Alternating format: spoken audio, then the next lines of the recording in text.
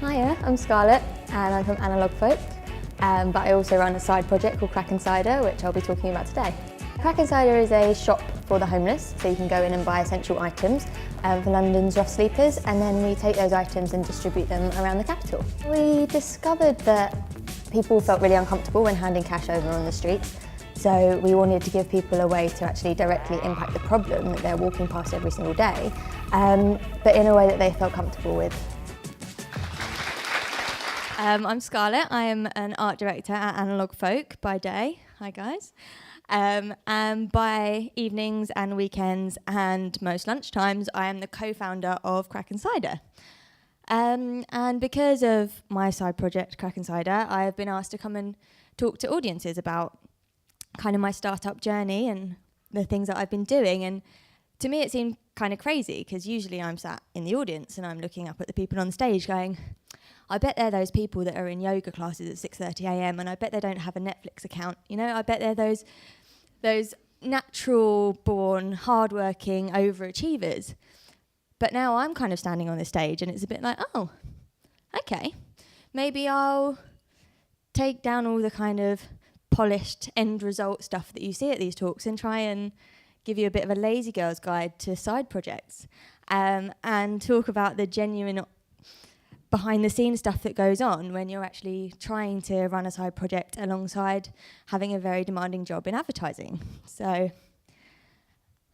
when I started out in school, I had this vision of what advertising would be like. And, you know, I kind of got into it thinking, you know, I'll be drinking whiskey for breakfast, I'll be jet-setting across the world for meetings in New York, and I'll be on shoots on location. And I mean, as an intern, I started to realise that actually it was kind of a bit more like this. That says, client approved the banner copy, for those who can't see. So then when I actually signed my first contract and got into the industry, I kind of realised that it was a bit more like this. You know, it's a business and it's hard work and you're trying to reach KPIs and all these things that I didn't really understand. And we're not actually just prancing around wearing cool hats and talking about that up-and-coming director that you've never heard of. I mean, sometimes, yes, it is that, but it's also very difficult. So I quickly started to realise that there is no room for being lazy when it comes to advertising. It's an industry full of people that are driven by this insatiable need to actually create something great. And it's just purely driven by the idea of making something amazing at the end of it. We put in evenings and weekends and stress and brain power. So much so, I mean, we don't really even agree with paying overtime. So it's just purely driven by that need. And so much so that when something amazing does actually get made, we're all prepared to fly to France in the middle of summer and sit in a dark room just to discuss how amazing this work is. But unfortunately, that's not always the case. You're not always making Cannes-winning work. And a lot of the time, it's kind of work that's like this. Because, you know, we're having to say the same brand message across multiple platforms hundreds of times a day, and it does get diluted. But at least this is spectacularly bad. You know, I found this on the internet being mocked on some Facebook group or another, you know, but most of us kind of sit in this middle ground that the work kind of gets overlooked. And I think that's even worse, you know, and that you become one of those two people where you either go out and do something great and create your own brand and your own platform in which to speak from, or you go home and watch Netflix and drink wine. And for a long time, I was the latter. But, you know, when our day jobs are so demanding, how are we supposed to find the time to create even more stuff? So I started to look at what other people were doing and the amazing work that some of people in advertising are actually doing and making. And there's this company called Anduna, and it's run by this guy called Andrew Hunt. He is an ex-account man. And he went out to Africa and he found this fruit called the baobab fruit. He went out there because he was feeling a little bit not particularly fulfilled. And he was actually suffering from depression. So he went out to Africa and found this fruit, and it was all grown entirely on community-owned land, which meant that 10 million rural households in Africa could actually benefit and make money from selling this fruit. So he thought, I know, I'm an ad man. I can take my marketing skills and I can make this the next superfood. And he did. So now it's in Holland and Barrett, it's all over the place, everyone loves it, and National Geographic think that it could potentially be worth $1 billion for the African economy. I mean, that's all a bit scary and, you know, a bit up there for me, but I was thinking, you know what, if he can do it, I can definitely start something, you know. But then I started to look down a bit more on something that I felt like I could achieve. So there is this amazing, beautiful production at Soho Theatre that I saw called Fake It Till You Make It. Another ad guy, all suffering from depression, but I'm sure there's no pattern there. But he was suffering from depression in silence, but he teamed up with his girlfriend and they put on this production about male depression and really was breaking down barriers. And I thought, you know what? I'm not going to be changing the face of the African economy. Maybe something like this. Who knows? But then I started to look at Two Fingers Brewery. So these are a bunch of ad guys, and they've all decided to brew and brand their own beer. And they've given all their profits to a prostate cancer charity. And it's just so simple and yet so effective, and they're doing really, really well. I'm looking at all these people out there, advertising people, and they're incredible, and we're problem solvers, and the account people are business minded, and the strategists are just so switched on and intelligent, and the creatives literally go and spend 3 years at university working out how to solve the world's problems. And we're sat in that resource every single day, 5 days a week, 8 hours a day, and I figured I want to tap into that. You know, if there's ever a time to do a side project, it's now, working where I work. So that kind of got a bit of a fire in my belly. So I had it in the back of my mind that I wanted to start a side project, and I was sat with my now co-founder, just having coffee, you know, being lazy, just sitting down, enjoying ourselves, and this guy came over and said, can I have some spare change? And we did what everyone does. No, sorry, haven't got anything. And then, being a strategist, my co-founder, she wanted to ask questions, and she was trying to figure out why. Why did we do that? Why did we just abandon that person who was asking for a bit of humility and a bit of help? And then we got to this insight, because we came back home and we started digging around a bit. And we found out that people don't give me money because they just think I'll spend it on crack and cider. So that's a quote from a homeless person. And when you've got an insight like that, you know, a creative idea just kind of falls out of it. People care, they want to give money, but they just are worried that it's actually going to do more harm than good. And when you've got councils putting out poster campaigns like this is from Chelsea and Kensington Borough, please don't contribute to a person's early death. There's no solution there. There's just saying, don't help these people. Forget about them and ignore them. And I just thought, no, I'm not doing that. So we came up with Crack and Cider, which I know, how did we come up with it, right? But it's a shop for the homeless. You can go online and buy one of 5 essential items for rough sleepers, and we distribute them across the capital. So we had this idea, and we figured it's brilliant because people can help. They've got a way to help. They've got an outlet now, and it's a way that they feel comfortable giving money to directly impact the problem that they're walking past every single day. And this is the part of the story where I say, and then we launched it. But it's not quite true. That says asterisk 10 months later. So one of the reasons why I wanted to do this talk is because you always see the kind of the finished product that's a little bit intimidating. But really what happened is we came up with it, and then we asked around for the best part of a year, just kind of talking about it and figuring things out. And then I went off travelling for 4 months and did even less work towards starting it.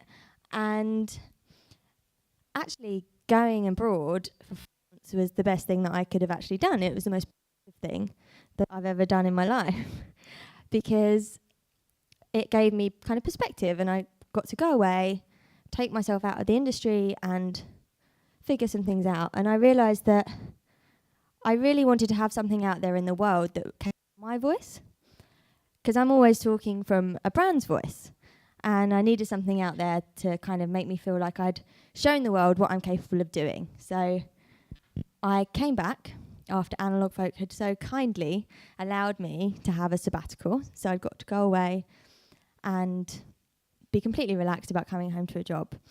And then came back with this newfound motivation, and I was excited, and I was thinking, right, okay, I'm going to do this. So then we actually made the thing that we'd talked about, which was just 5 items.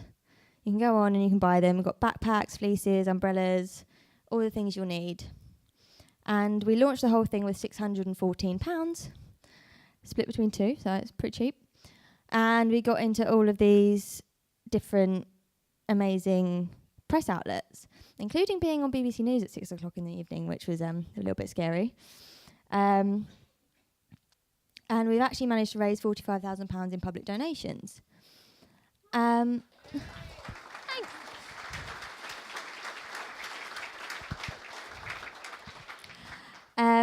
But that £45,000 meant that we were able to distribute 5,962 items to homeless people across the capital, which obviously we're super proud of. And it was just one of those moments where you think, oh, wow, okay, so just from a simple idea, we've actually managed to have a big impact.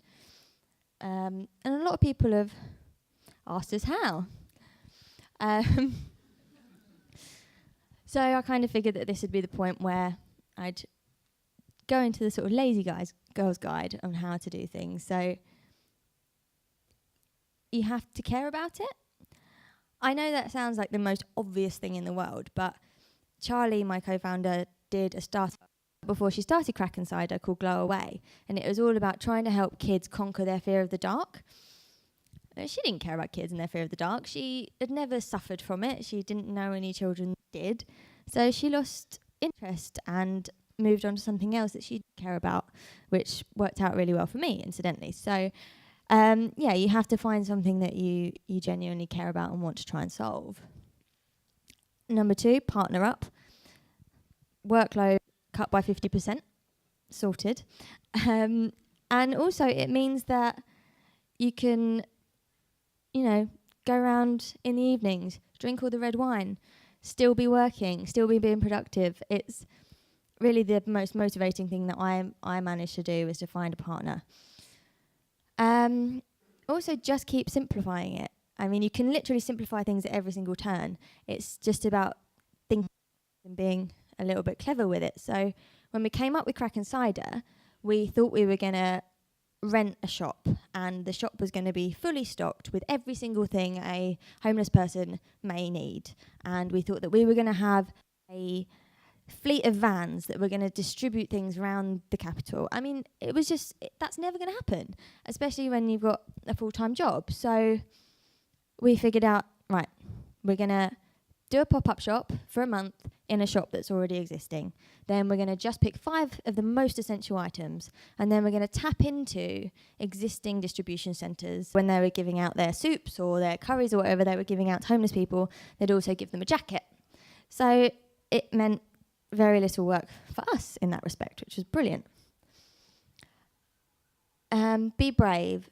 So the biggest shortcut to success is by being brave. We called ourselves Crack Cider, which required 0 work. It just required having some balls. And it meant that we got talked about straight away. And being talked about meant sales, and it meant people knowing what we were doing and really supporting our work. And it also, being brave, we decided not to use any imagery of homeless people, which for a homelessness charity is quite a big thing. But actually, it also worked in our favour, because it is so much easier to take a picture of the pavement than it is to try and find a homeless person that's willing to be on camera. So it worked. Yeah, it was the best thing we could have done. Number 5, use people. Pretty obvious. If you can't do it yourself, get someone else to do it for you. We had some help with our logo. If you're a non-profit and you're trying to do something that has an impact on the world, then people will want to help. We had a lot of people as well, just complete strangers, emailing us, volunteering their time. So that was another great resource for us. But if you can't use people, the often quicker, dirtier way of doing things is just to do it yourself. So all our photography, all our web design, everything was basically done by us, because rather than faffing around trying to find someone that's prepared to do the work for free, we just thought, screw it, we'll do it, it'll be fine. We'll get it done in an afternoon. And we actually kind of did. But obviously, you can't always just, bodge something. You have to know when not to be lazy. But if you pick those times carefully, then you can kind of manage it. So our launch event, for example, we decided, rather than just getting everyone together in our shop and having some ciders, we decided to do a panel discussion, which I then sat on as a kind of expert in the field of homelessness, which I was not, and I was petrified, and it was scary, and I hated myself for deciding to do it, but at the same time, it had a huge impact, and we got lots of press down, and we got people, Labour campaigners down there, and all sorts. It was amazing. And also with our PR as well, we did that properly. I had a lot of help from a friend who works in PR, but a lot of people think that, you just make this thing and put it out there and people see it, but that's not actually the case. We really knocked down a lot of doors when it came to kind of press coverage that we did. It didn't just happen. So, but yeah, I just kind of wanted to share my story. I'm sure loads of people in this room have got side projects existing already, but if any of you are sitting on an idea that you're thinking, I just can't be asked, then, I thought the same, and I still managed to do it. I'm not a natural born overachiever, but last week someone called me an overachiever. So, you can do it. It's possible. So, thanks.